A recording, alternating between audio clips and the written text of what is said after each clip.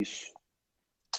E saindo agora do poder executivo, que é um poder absoluto, concentrado ali, vamos para o poder legislativo. E o poder legislativo, para muitos que não conhecem profundo, ele tem uma pegadinha, né? Quando a gente vai para o ente federativo, que vem aquela questão do Senado e Câmara. Muitos não É, sabem a diferença de Senado e Câmara. O que, que é o sistema bicameral, o famoso sistema bicameral aqui do Brasil, professor? a Constituição brasileira adotou esse modelo americano, ela é muito inspirada na Constituição norte-americana, então ela importa esse sistema bicameral no âmbito da União, no âmbito do ente maior, né, que tem aí a estrutura maior, que é a União Federal. Então lá tem o Senado é um órgão, é um poder, né, integra o poder legislativo, mais sistema bicameral, mas com uma composição bem menor, se não me engano, são 82 senadores. Acho que é 81. E São três, né, por 81, estado? né? Isso, Isso, são acho que é três por 81. estado. Acho que são 80 exatamente. E eles são eleitos para um mandato de 8 anos. 8 anos. Na verdade, até são pessoas com uma certa bagagem política, uma experiência política mais maior. Assim, maior. Por exemplo, são pessoas que já foram governadores, já foram deputados, já foram até prefeitos de municípios grandes, né, de capitais, enfim. Tem uma expressão política maior. O Senado ele é menor de composição, mas com uma expressão política muito grande para fazer os atos, né, legislativos num sistema bicameral, que é um controle também. Começa no Congresso. E o Congresso Nacional, no caso, a Câmara dos Deputados, e a composição de ambos, que é o Congresso Nacional, que conjuga o Senado e a Câmara dos Deputados, dele é muito maior. Ele já tem uma estrutura aí que é muito mais forte, parruda, né? Tem 500 e poucos deputados, eu acho até muito. Eu acho que poderia ser Sim. uma coisa mais enxuta. E aí ele é um poder que é mais democrático em termos de acessibilidade, sabe? É o que a gente sente. Tem muito mais, é mais fácil se eleger como um deputado federal do que você ter uma vaga no Senado, porque são 3 por estados, né? Então você tem uma disputa, e é a cada 2 anos, a cada 8 anos vai mudando, né? Uma eleição para dois, numa eleição para uma, são 2 vagas para 8 anos e na outra uma vaga. Então, no Senado. Agora, na Câmara dos Deputados, isso é um pouco mais aberto, né? Ele é mais próximo à população. Então, e nos estados, aí tem só a Assembleia Legislativa, que é o poder legislativo, que faz as leis estaduais. No caso, o Congresso faz as leis federais, todas elas aí por iniciativa própria deles ou por iniciativa da Presidência da República. No caso do Estado, por iniciativa própria do governador. Em alguns casos, é iniciativa privativa, só ele tem a iniciativa de dar início a um processo legislativo, e aí vai para a Assembleia Legislativa, os deputados estaduais fazem a votação do projeto de lei, fiscalizam o governo do Estado, atuam também na estrutura, né, estatal da gestão do Estado dessa forma. E no município é aquela, como eu falei, é mais próximo da gente, né? O direito municipal ele é mais próximo. Tem a Câmara de Vereadores, que é o poder legislativo local. Esse é realmente próximo da população. As pessoas têm contato próximo, né, aos vereadores. Tem celular deles, troca mensagem com o vereador. É uma coisa muito mais íntima do ponto de vista político, né? E aí o que ocorre? Eles fazem um papel, às vezes até administrativo, de encaminhamento, de demandas, de situações pessoais, de munícipes, enfim, para o poder executivo, até mesmo questões privadas, às vezes assim, de conteúdo social, eles atuam fortemente. tentam ajudar e compor. E o outro aspecto diz respeito à atuação deles no processo legislativo municipal, além da fiscalização. E eles que aprovam as contas do prefeito, na esfera estadual e federal também. Quem vota e aprova é o Poder Legislativo. O Tribunal de Contas só emite um relatório dizendo se recomendando a reprovação ou aprovação com ressalvas ou sem ressalvas das contas. Mas quem vota e aprovando ou não, se tiver contas rejeitadas, não pode, perde os direitos políticos, né? Então, é o Poder Legislativo. No caso das câmaras municipais, eles exercem isso com muita força até. Então, eles criam as leis municipais. Só que tem leis que são de competência exclusiva do prefeito, dá início. Tudo que, por exemplo, mexe com orçamento público, com despesa, criar despesa para o município, só o prefeito tem competência para dar início a esse processo legislativo. Inclusive, ele faz um estudo de impacto, né, financeiro, ele faz toda uma análise conforme a lei de responsabilidade fiscal para poder desencadear esse projeto de lei, porque cria despesa. Não cabe, por exemplo, a um vereador fazer um projeto, dar início a um projeto de lei e a Câmara aprovar algo que crie despesa para o município, porque a gestão dos recursos fica no Poder Executivo Municipal. A Câmara tem orçamento? Ela tem, mas aí é o que chama-se na Constituição e no direito orçamentário, no direito financeiro, de duodécimo. Ela pega uma percentagem da receita municipal anual, do orçamento do município anual, e aí é transmitido à Câmara, que faz a gestão disso ao longo do ano. E no final do ano, se tem uma sobra, ela é obrigada a devolver ao Poder Executivo local. Então, a gestão dos recursos da Câmara é uma gestão mais administrativa, enxuta, porque é um ente menor, administrativa, servidores, estrutura física, não tem tem um gasto muito grande, né? O apoio, enfim. E eles têm, com isso, uma possibilidade até de ter uma gestão bem eficiente com isso, porque se for muito bem administrado, e quem que administra o Poder Legislativo local? É uma mesa diretora, que você tem o presidente, vice-presidente, quem compõe, né, secretário, o secretário adjunto, enfim, e aí depois tem as comissões que fazem a composição da Câmara. Então, é uma gestão mais enxuta, né? Não tem muita despesa, porque ela não administra recursos voltados para implantar a infraestrutura da cidade, etc. Ela fiscaliza isso, aprova emendas, ela que autoriza a composição do orçamento municipal, que vota a lei orçamentária, ela que faz toda essa gestão, à luz da lei de responsabilidade fiscal e do que é proposto pelo chefe do executivo. No caso, o prefeito manda, né, um projeto de lei com a mensagem, com toda a justificativa.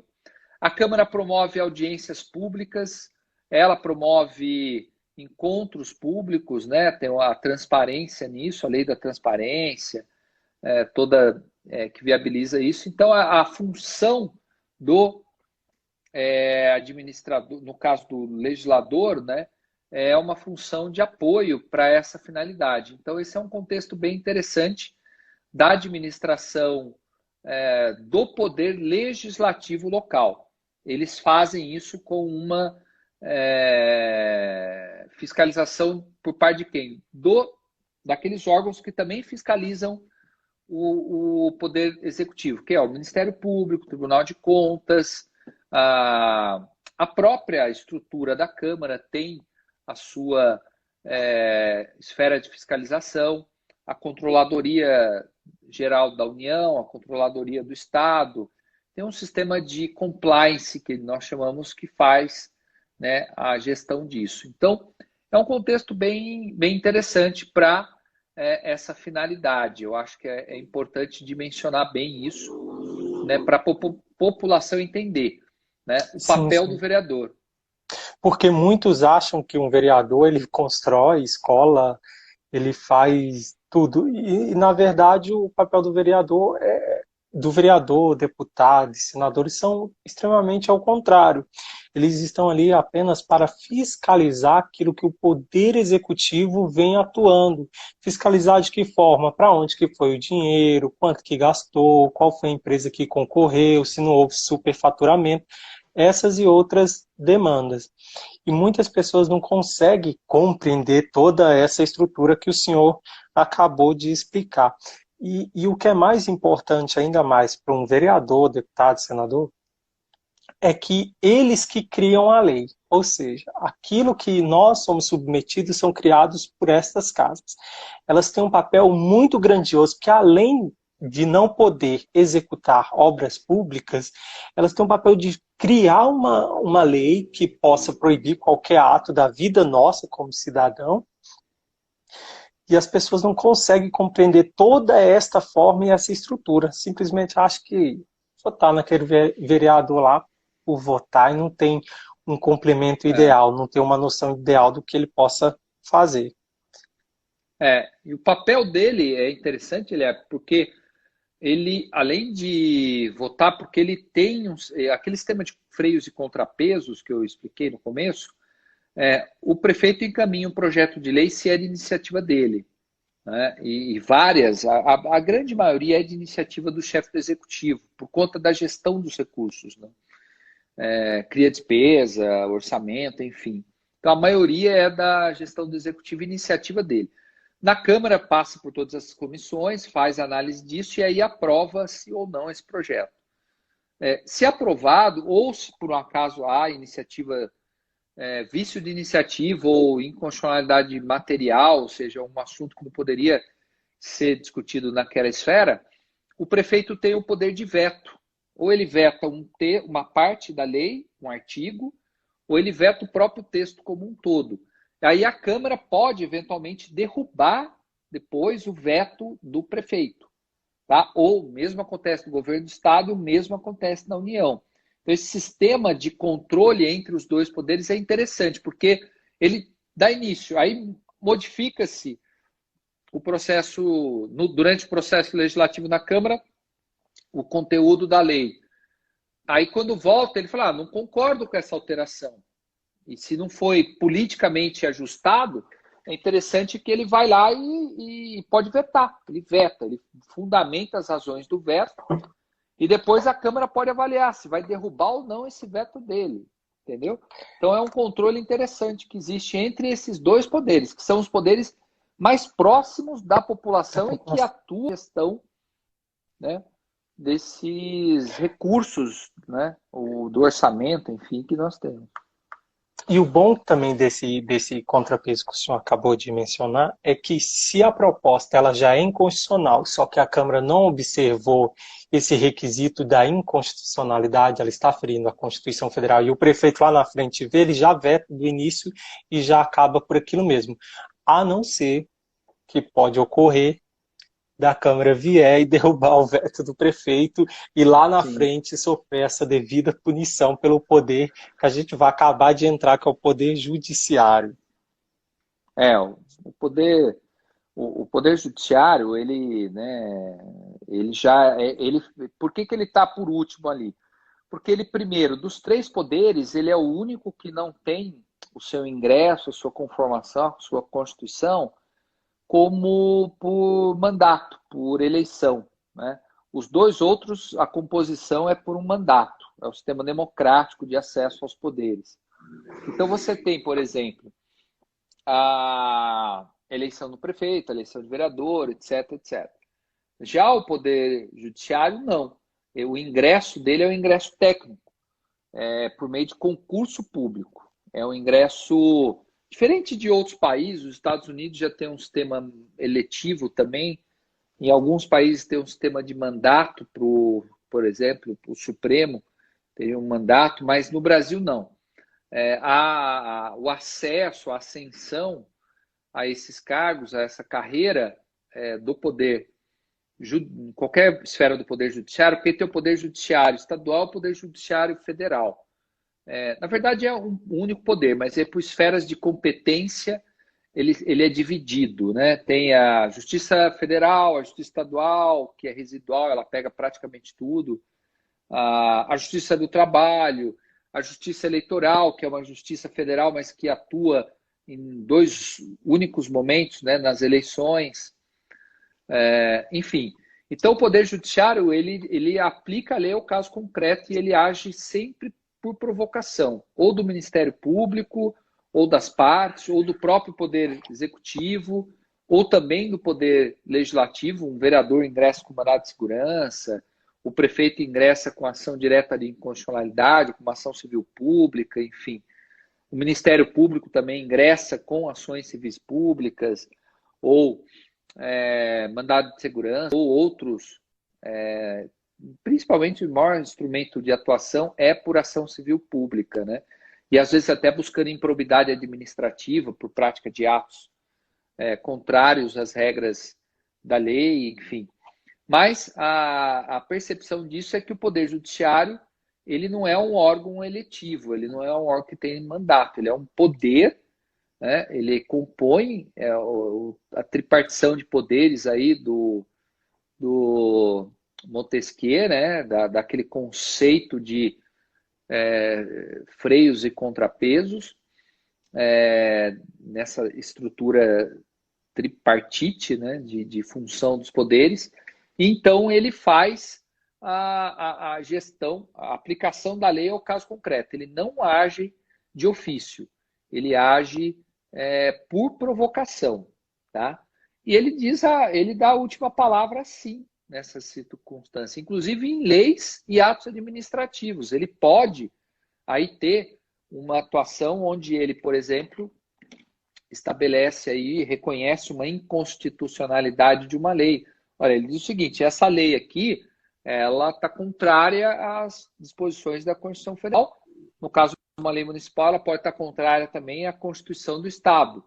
O Estado tem uma Constituição, cada Estado tem. Então, foge às disposições da Constituição Estadual. Então, é uma lei inconstitucional, seja por vício de iniciativa formal ou por uma questão de material mesmo. Olha, legislou sobre um assunto que não podia legislar. E acontece, viu? Acontece. Nós tivemos, eu passei pela prefeitura alguns anos atrás. Taubaté foi um dos municípios que teve, ao longo de 2013 para cá, que foi a gestão que eu participei, como secretário de negócio jurídico, eu me lembro que Taubaté foi um dos municípios com mais ações diretas de inconstitucionalidade que foi apurado. Por quê? A gente atuou fortemente, a Secretaria de Negócio Jurídico, à época, hoje Procuradoria-Geral do município, ingressava com muitas ações diretas de inconstitucionalidade, porque havia muitas leis na cidade, no município, que eram inconstitucionais e atrapalhava a gestão municipal e prejudicava o erário, de certa forma. Então, nós mesmos tomamos essa iniciativa pelo Poder Executivo, que tem legitimidade para ingressar com as conhecidas ADINs, ou seja, Ação Direta de Inconstitucionalidade, ADI, né? Sim, sim. Por isso que a gente tem que tomar muito cuidado em quem colocar lá. Mas, professor, muito obrigado por essa live, tá? Qualquer coisa também estou aqui. Legal, se o senhor bacana. precisar. E o intuito dessa live era realmente proporcionar isso, para as pessoas entenderem o que cada instituição faz, para não ter aquela dimensão que a gente já tinha acabado de comentar, que é a questão, vereador faz aquilo, deputado faz aquilo outro. Não, cada um vive no seu espaço quadrado, nenhum interfere o que o outro faz. E as pessoas, muitas delas não têm esse conhecimento, mas a partir desta live, quem acompanhou e também vai ficar salva pelo Instagram, que a gente, hoje em dia, essa modernidade, a Vanessa, falou, pessoal aí. Essa modernidade, ela nos proporciona tudo isso, né?